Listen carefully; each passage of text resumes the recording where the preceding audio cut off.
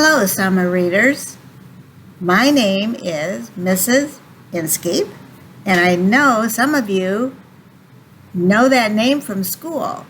Yes, the Mrs. Inskeep at school is in my family. She's my daughter-in-law. She married our son, and some of you may have had her as a teacher, but I'm sure you all know who she is. I used to teach as well. I taught second grade, and I was a speech therapist at one time. When I taught second grade, I was in the building or in the room where Mrs. Warner's room is right now in second grade. So some of you may even be second graders. But anyway, I'm so glad you've come to join summer reading. It's a very special place. Your library is, and the library wants to show you everything that it has that will make you happy. We have lots of treasures here, and I know some of you come in all the time and check out movies or books or use the computer or whatever, but summer reading is a lot of fun, and the librarians have planned a very fun summer for you. I chose two authors of poetry because poetry is kind of fun. It makes us laugh. It makes our everyday life so much more enjoyable. So the two authors I have chosen are Shel Silverstein and Jack Perlutsky. So I will start with A Light in the Attic by Shel Silverstein, and I'm going to show you the cover of the book. And here he is. He's got a big black beard there, but that's Shel Silverstein. But he looks a little scary, but he writes very funny poems. The first poem I'm going to read you is called The Sitter. Mrs. McTwitter, the babysitter, I think she's a little bit crazy. She thinks a babysitter's supposed to sit upon the baby. So I'm going to show you a picture of Mrs. McTwitter sitting on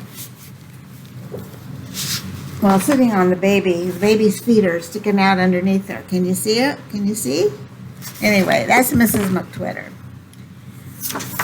The next poem I'm going to read you is about a rock and roll band. And I know everybody likes music because it makes us happy. And I think some of you may even like rock and roll. But this is a poem about some children who have a rock and roll band. If we were a rock and roll band, we'd travel all over the land. We'd play and we'd sing and wear spangly things if we were a rock and roll band.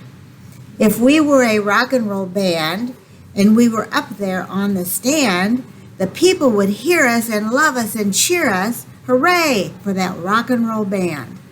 If we were a rock and roll band, then we'd have 1 million fans. We'd giggle and laugh and sign autographs if we were a rock and roll band.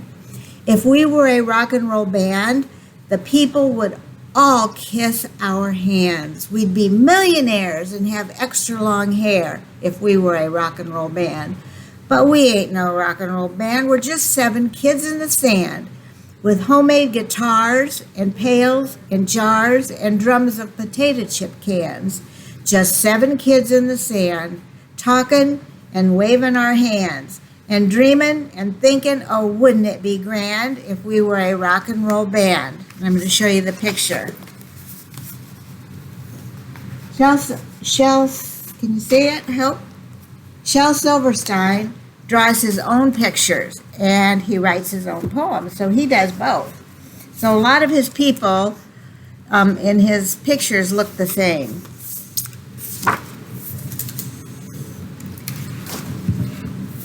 The next poem I'm going to read you is about a messy room. Whosever room this is should be ashamed. His underwear is hanging on the lamp. His raincoat is there in the overstuffed chair, and the chair is becoming quite mucky and damp. His workbook is wedged in the window. His sweater's been thrown on the floor. His scarf and one ski are beneath the TV, and his pants have been carelessly hung on the door. His books are all jammed in the closet. His vest has been left in the hall. A lizard named Ed is asleep in his bed, and his smelly old sock has been stuck to the wall. Whoever room this is should be ashamed. Donald or Robert or Willie or, huh? You say it's mine? Oh dear, I knew it looked familiar. And here's all the junk in his room right here. Sometimes our rooms do get messy and Mom makes us clean them up. And it feels so good once our room is clean. It just looks like, oh, it's so welcoming. Okay, the next poem is about Backward Bill. Backward Bill, he lives way up on Backward Hill, which is really a hole in the sandy ground, but that's a hill turned upside down. Backward Bill's got a backward shack with a big front porch that's built out back. You walk through the window and look out the door, and the cellar is up on the very top floor. Backward Bill, he rides like the wind, don't know where he's going, but sees where he's been. His spurs, they go neigh, and his horse, it goes clang, and his 6-gun goes nab, it never goes bang. Backward Bill's got a backward pup. They eat their supper when the sun comes up. And he's got a wife named Backward Lil. She's my own true hate, says Backward Bill. Backward Bill wears his hat on his toes and puts on his underwear over his clothes. And comes every payday, he pays his boss and rides off a-smilin', a-carryin' his hoss. And here's Backward Bill on his horse.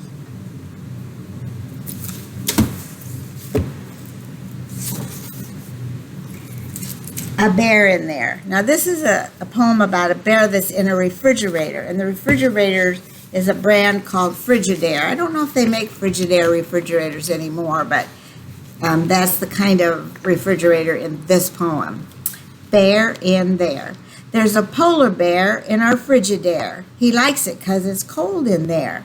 His seat is with his seat in the meat and his face in the fish and his big hairy paws in the buttery dish. He's nibbling the noodles, he's munching the rice, he's slurping the soda and licking the ice. And he lets out a roar if you open the door, and it gives me a scare to know he's in there. That polar bear in our Frigidaire. So here is the bear sitting inside the refrigerator. The next poem I'm going to read you is called An Adventure of a Frisbee. And this Frisbee is not happy being a Frisbee, so he decides he's going to try something else. So that's what this poem is about. Adventures of a Frisbee. The Frisbee, he got tired of sailing to and fro and to, and thought about the other things that he might like to do. So the next time that they threw him, he turned there in the sky and sailed away to try and find some new things he could try. He tried to be an eyeglass, but no one could see through him. He tried to be a UFO, but everybody knew him. He tried to be a dinner plate, but he got cracked and quit. He tried to be a pizza, but got tossed and baked a bit. He tried to be a hubcap, but the cars all moved too quick. He tried to be a record, but the spinning made him sick. He tried to be a quarter, but he was too big to spend. So he rolled home quite glad to be a Frisbee once again. Sometimes we want to be something else, but we're better off just being what we were in the first place. So the Frisbee felt that way. This poem is called What If? Last night, while I lay thinking here, some what ifs crawled inside my ear and pranced and partied all night long and sang their old what if song. What if I am dumb in school? What if they've closed the swimming pool? What if I get beat up? What if there's poison in my cup? What if I start to cry? What if I get sick and die? What if I flunk that test? What if green hair grows on my chest? What if nobody likes me? What if a bolt of lightning strikes me? What if I don't grow taller? What if my head starts getting smaller? What if the fish won't bite? What if the wind tears up my kite? What if they start a war? What if my parents get divorced? What if the bus is late? What if my teeth don't grow in straight? What if I tear my pants? What if I never learn to dance? Everything seems swell, and then the nighttime what if strikes again.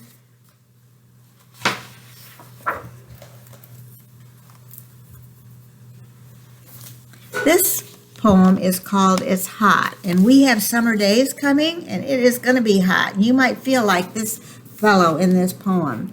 It's hot. I can't get cool. I've drunk a quart of lemonade. I think I'll take my shoes off and sit around in the shade. It's hot. My back is sticky. The sweat rolls down my chin. I think I'll take my clothes off and sit around in my skin. It's hot. I've tried with electric fans and pools and ice cream cones. I think I'll take my skin off and sit round in my bones. It's still hot. Here he is, a skeleton sitting around with a little fan and his glass of lemonade by him, but he's still hot.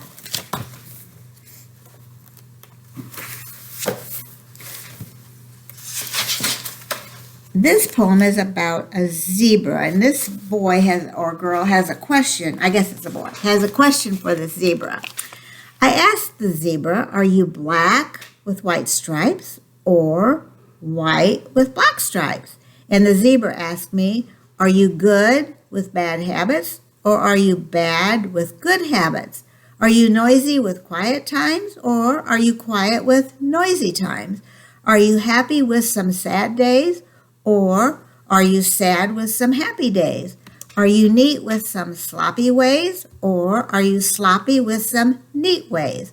And on and on and on and on and on and on he went. I'll never ask a zebra about stripes again. So the zebra is giving him a question right back.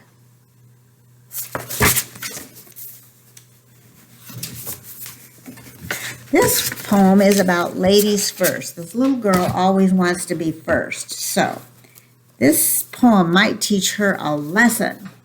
Ladies first.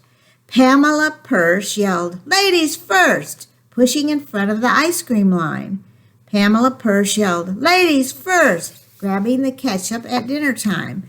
Climbing on the morning bus, she'd shove right by all of us. And there'd be a tiff or a fight or a fuss when Pamela Purse yelled, ladies first. Pamela Purse screamed, ladies first, when we went off on our jungle trip. Pamela Purse said her thirst was worse and guzzled our water every sip. And when we got grabbed by that wild, savage band who tied us together and made us all stand in a long line in front of the king of the land, a cannibal known as Fry-em-up Dan, who sat on his throne in a bib so grand, with a lick of his lips and a fork in his hand, as he tried to decide who'd be first in the pan. From the back of the line, in that shrill voice of hers, Pamela Purse yelled, ladies first. I guess she's going to be the first one to be eaten by the cannibal. Isn't that a cute poem? So always wanting to be first may not be the best idea. Well, boys and girls, I chose 10 poems out of this book called A Light in the Attic. We have a lot of Shel Silverstein poetry books here at the library, but that's one of them, and I only chose 10 poems out of this whole book. So poetry is fun because it gives us some rhyming words. They don't take long to read. And it's kind of a new way of looking at life. When you think about asking a zebra about which came first, he could turn right around and ask you the same questions right back. So I hope you will come in and check out this book or any of the poetry books that we have, but especially Shel Silverstein, because a lot of his poems are so funny.